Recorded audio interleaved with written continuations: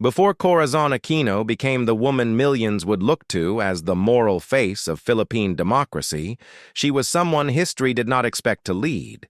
She was not the fiery opposition speaker, not the military defector, not the seasoned party boss trained for a national showdown. For years, she had lived in the background of public life, known above all as the wife of Benigno Ninoy Aquino Jr. and as the mother of their children. And yet when the Philippines entered one of the darkest moments in its modern history, it was this quiet, disciplined, almost unlikely figure who stepped into the center of the storm. That contrast is where her story truly begins. Corazon Aquino was born Maria Corazon Cojuangco on January 25, 1933, in Tarlac Province, into a wealthy and politically prominent family. Power was not absent from her world. It surrounded her in the form of land, influence, public office, and family name. But proximity to power is not the same as wanting it. Nothing in her early image suggested a future built on direct political confrontation. What shaped her instead was a different kind of formation: faith, reserve, education, family duty, and a deep habit of self-discipline. Those qualities did not make her look presidential in the ordinary sense. They made her look dependable, dignified, and almost private. For a long time, that privacy seemed to define her place in national life. Then came the violence that changed everything. Under Ferdinand Marcos, the Philippines had moved from democratic strain into authoritarian rule. Ninoy Aquino, one of Marcos's most prominent opponents, was jailed for years, later allowed to go into exile in the United States, and in 1983 was assassinated upon his return to Manila. His death did more than devastate a family. It ignited public outrage and pushed Cory Aquino into a role she had never truly prepared to play. A woman who had spent most of her life behind the political spotlight suddenly became the country's clearest symbol of conscience. What made that shift so powerful was precisely her lack of theatrical preparation.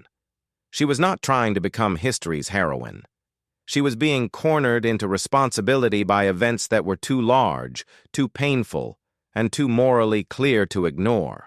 The central mystery of Corazon Aquino is not simply how she became president, it is how a private woman, shaped more by restraint than by ambition, became the democratic vessel of a nation desperate to recover its soul. She did not rise by overpowering others with force of personality. She rose because grief, credibility, and moral clarity gave her a kind of authority the dictatorship could not easily destroy. In a political culture scarred by fear, that quiet authority became revolutionary. To understand why Corazon Aquino mattered, it is necessary to return to the years before history made demands on her. She grew up in privilege, but not in idleness. Her parents, Jose Cojuangco Sr. and Demetria Sumulong Cojuangco, belonged to a powerful family in Tarlac, and the young Cory was raised in comfort. Yet comfort in her upbringing came with expectations of discipline, performance, and diligence. She attended schools in Manila, excelled academically, and later continued her education in the United States, studying at schools in New York before graduating from the College of Mount St. Vincent in 1953. That educational journey matters because it widened her world without making her into a public ideologue. She learned poise, seriousness, and self-command, rather than the combative style usually associated with political assent. When she returned to the Philippines and briefly studied law, she soon chose another path. In 1954, she married Ninoy Aquino, a man whose gifts were almost the mirror opposite of her own. He was fast, charismatic, intensely political, comfortable in the glare of public competition. She was quieter, more inward, more at ease with domestic rhythms than with campaign stages. As Ninoy rose from mayor to governor to senator and national opposition figure, Cory remained largely in the background, raising their 5 children and supporting his career. That was not political emptiness. It was a different apprenticeship. She watched power from close range without trying to command it herself. She saw how quickly admiration could turn into danger, how public life could demand performance, loyalty, and sacrifice, and how a political marriage could fuse family destiny to the fate of the nation. She also learned a subtler lesson. Public authority can be noisy on the surface, while depending entirely on the unseen labor of steadier people behind it. This is the hidden importance of her early years. Corazon Aquino was not being shaped into a conventional politician. She was being shaped into something stranger and, in the end, more powerful. A woman whose credibility would come precisely from the fact that she had not spent her life chasing office. That distance from ambition later became one of her greatest strengths. She seemed, in other words, almost designed for influence without spectacle. That quality later gave her a rare advantage in a country exhausted by swaggering men. People could project hope onto her because she did not arrive already covered in the dust of political self-promotion. And when crisis finally forced her forward, that long habit of modesty made her look less like an aspirant and more like an answer. It was precisely her ordinariness, set against extraordinary events, that became politically extraordinary. People trusted what she had never tried to sell. When she spoke, people were more likely to hear conviction than calculation. When she stood against Marcos, she did not look like another elite contender struggling for advantage within the same corrupt game.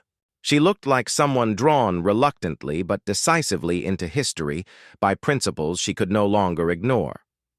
Long before she became a public force, the foundations were already there: faith, family duty, quiet intelligence, and an instinctive moral seriousness. What she lacked was not character. What she lacked was the event that would convert character into political destiny. That event arrived through martial law, imprisonment, exile, and assassination. When Ferdinand Marcos declared martial law in 1972, Ninoy Aquino was among those arrested. He would spend years in prison, much of that time as the regime's most famous captive. Corey's life changed with his imprisonment, but even then she remained largely the supportive wife rather than the public combatant. She held the family together under pressure, endured the rhythms of legal struggle and political uncertainty, and carried the emotional burden of a household tied to a national crisis. In 1980, when Ninoy was allowed to travel to the United States for heart surgery, Corey accompanied him into exile. For a brief time, exile offered distance from danger. It also offered the illusion that the family might still have a life outside the machinery of Philippine politics. But Ninoy believed he had to return. In August 1983, he flew back to Manila and was shot dead as he disembarked from the plane. That assassination split Philippine history in two. For the country, it exposed the brutality and fragility of the Marcos regime. For Corey, it ended forever the possibility of remaining a private figure. Widows in politics are sometimes treated as symbols by others. But Corey Aquino's case was different. Her grief became public not because she theatrically displayed it, but because the country recognized in her loss the cost of living under dictatorship. She did not need to invent a political identity from scratch. The regime itself had thrust one upon her. As outrage spread, so did the sense that she represented something larger than family tragedy. She became the moral continuation of Ninoy's struggle, but also something more than that. A figure around whom a fractured opposition could imagine unity. He had returned to a nation that no longer trusted ordinary political pathways, and his death made that distrust even sharper. By then, the opposition was angry but fragmented, courageous but vulnerable, and in need of a figure who could hold together emotion, legitimacy, and discipline at once. This phase of her life is where the real transformation begins. It would be easy to describe it simply as widowhood turning into political leadership, but that is too neat. The deeper truth is that Corey Aquino was forced to absorb enormous pain and then decide whether that pain would remain private or become civic purpose. She chose the harder path. She allowed sorrow to become responsibility. That choice gave her a power that was neither military nor rhetorical in the classic sense. It was moral, and moral power can be especially dangerous to regimes built on fear. By the mid-1980s, the Marcos dictatorship faced not just protests, economic strain, and international scrutiny. It faced a woman whose credibility came from sacrifice, and whose restraint made her more difficult to attack. Corazon Aquino did not look like a revolutionary in the old mold. That was exactly why she became one. When Ferdinand Marcos unexpectedly called snap presidential elections for February 1986, the opposition needed a figure who could unify anger without deepening division. Corazon Aquino became that figure. Her candidacy was itself a remarkable act of political transformation.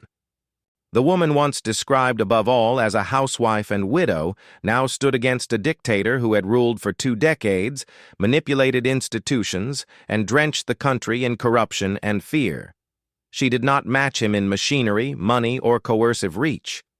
What she possessed was something harder to counterfeit: legitimacy in the eyes of millions who had stopped believing the old order could reform itself.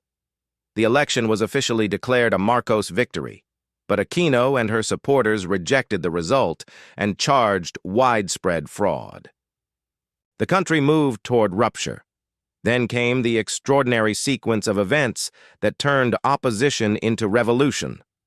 Military figures broke with Marcos. Cardinal Sin urged people to support the rebels. Crowds poured into Edsa. What followed became the People Power Revolution, a largely bloodless uprising that drove Marcos from the country and carried Corazon Aquino into the presidency. But to say she won power would miss the deeper importance of the moment. She became the vessel through which democratic restoration could be imagined. Her authority did not come from commanding tanks or orchestrating a cult of personality. It came from personifying the opposite of dictatorship: modesty instead of vanity, restraint instead of theatrical force, moral claim instead of fear. Once in office, she moved quickly to dismantle Marcos-era structures. In March 1986, she proclaimed a provisional constitution and appointed a commission to draft a new one. The 1987 Constitution restored the bicameral Congress abolished by Marcos and was ratified by a landslide popular vote. Elections followed. Her government also broke up monopolies held by Marcos' allies and tried to reopen civic and political life after years of authoritarian distortion. Just as importantly, her ascent showed that democratic legitimacy could return through citizens acting together, not merely through elite negotiation. That symbolic lesson mattered across Southeast Asia and beyond, because people power made the world see that authoritarian systems could be broken not only by guns or coups, but by mass civic courage. Yet this part of her story should not be told as a simple triumphal ending. Democratic restoration is harder than symbolic victory. The coalition that brought her to power was broad precisely because it was united against Marcos, not because it agreed on what should come next. Still, the scale of what she represented is impossible to overstate. Corazon Aquino became not just the first woman president of the Philippines, but the figure through whom the country sought to persuade itself that democracy, after so much degradation, could still be morally credible. She had entered politics through grief. Now she had to govern through history. The hardest part of Corazon Aquino's life began after the cheering. Once the dictatorship was gone, she inherited not a healed nation, but a damaged one. A weakened economy, enormous external debt, insurgencies, factional conflict, and institutions that had to be rebuilt almost from the ground up. Britannica notes that the euphoria of Marcos's ouster faded quickly as her administration confronted communist and Moro insurgencies, internal dissension, repeated coup attempts, and devastating natural disasters, including a major earthquake and the 1991 eruption of Mount Pinatubo. In other words, Corazon Aquino did not govern in the clean aftermath of victory. She governed inside the wreckage that victory had exposed. This is what makes her legacy more serious than sentimental myth. She was not simply the saintly widow who restored democracy and then floated above politics untouched. She had to make decisions inside a fractured republic, and many of those decisions disappointed allies or revealed the limits of moral authority in a brutal political environment. Britannica notes that while she restored democratic rule, held congressional elections, and broke up monopolies tied to Marcos, she failed to undertake fundamental economic or social reforms. Criticism of weak leadership, corruption, and human rights abuses also grew by the early 1990s. Those shortcomings matter, and they should not be hidden if the story is to remain honest. But they do not erase the scale of what she accomplished. In a country where dictatorship had taught citizens to expect power in the form of force and manipulation, Aquino reintroduced the idea that public authority might again rest on legitimacy, consent, and constitutional order. That is not a small achievement. Her administration also left a distinct mark on women's participation in public life. The Philippine Commission on Women credits her government with opening the Philippine Military Academy to women and advancing gender-responsive measures inside government. Those institutional steps mattered because Aquino's significance was never only personal. By standing where no Filipina had stood before, she widened the political imagination of the state itself.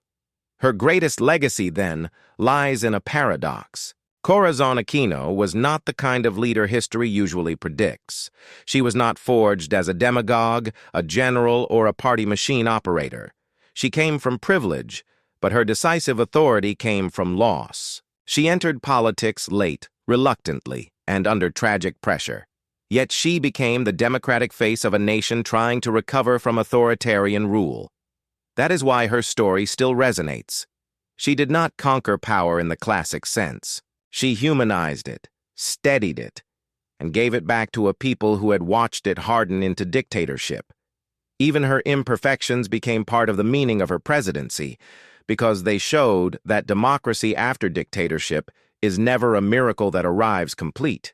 It is a difficult, unfinished rebuilding, sustained not by purity, but by institutions, memory, and public courage. From private woman to public force, from widowhood to nationhood, Corazon Aquino became great not by seeking grandeur, but by answering history when history called her name.